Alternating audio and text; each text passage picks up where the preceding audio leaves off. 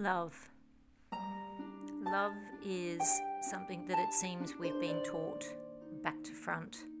So rather than seeking our own love and our own acceptance of ourselves, we look for someone else to love us and accept us. And often, because we haven't learnt to love ourselves first, it doesn't seem to always work out in the best way. So, have you ever wondered why you felt sadness attached with love? Have you felt you have had to compromise yourself to be able to feel loved? Have you put up with these feelings and thought that's because you believed you were in love?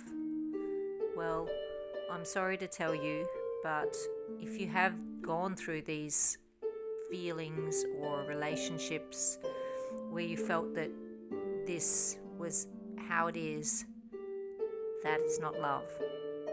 Those feelings are a trigger to alert us to the fact that this isn't love.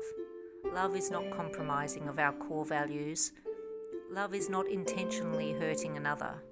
Love cannot be found in another if we haven't yet learnt to understand and love ourselves.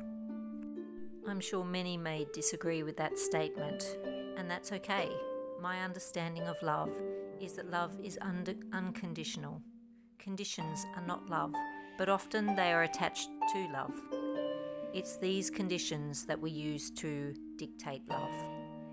So it doesn't mean you can't fall in love when you don't truly love yourself. Of course you can.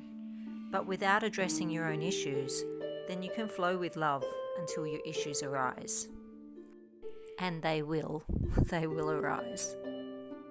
The problems that we endure are a choice. They're our choices. Have you considered that if you loved yourself in the true meaning, emotionally and spiritually, that you shouldn't have to put up with anything? Because when you do truly love yourself, you know your worth. When you truly love yourself, you accept and understand yourself.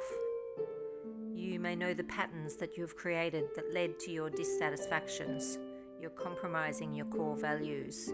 You're enabling yourself to return again and again to a place that leaves you questioning why. Why me? I am a good person. I'm caring, I'm kind, I'm friendly, I'm honest. Why do I pick people that eventually cheat or lie or betray or control? Whatever the reoccurring pattern is. Why did this happen to me? This question of why is really important. It's often thought, but too often overlooked. It needs to be explored. The recycled theme that leads to unhappiness needs to be dissected if you truly want to break patterns and cycles to be able to fully understand your contribution. Your contribution is your choice to deflect or blame anyone but yourself. This denial of responsibility for yourself will almost predictably, inevitably, lead to the recurring feelings of dismay, loneliness, and lack of love. All our patterns and thoughts of fear attached to love are our own, developed from experiences and conditions from childhood, maybe even have ancestral ties.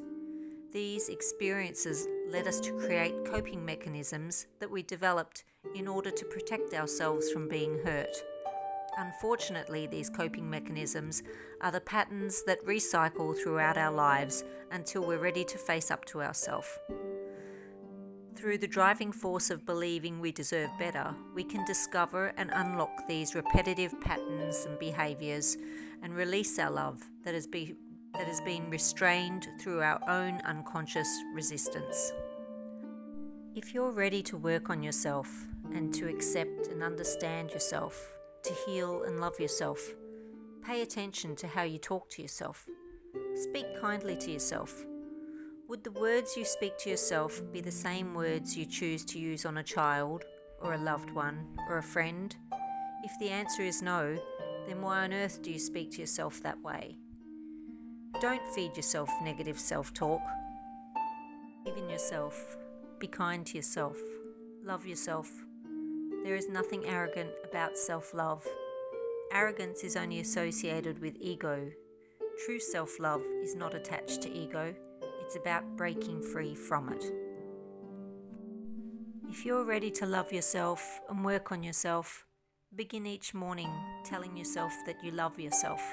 Repeat it over and over throughout your day. Imagine the feeling of love and how indescribably magnificent that feeling is. Embrace that feeling and attach it to your words. Let this be a habit.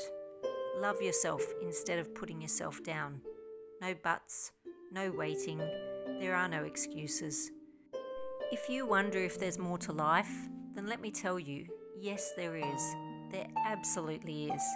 And it's not what you own or what you want to buy or what you can afford. It doesn't require money at all or anyone else. Abundance is the reward. You are the soul that determines your happiness simply by discovering your own love, your own self-worth. That love is the answer and that the solution is in you. If you or someone you know is ready to embark on a journey of self-love, please share this. If you have anything to add or a question, please leave your message in the comments. Louise Hay was my guru, and she offers lots of ways to reteach yourself to unlocking your love and loving yourself. You can find her here on YouTube. My book, The Key, is the result of my self-love journey, a journey that is ongoing. We should never stop loving ourselves. Love is the answer.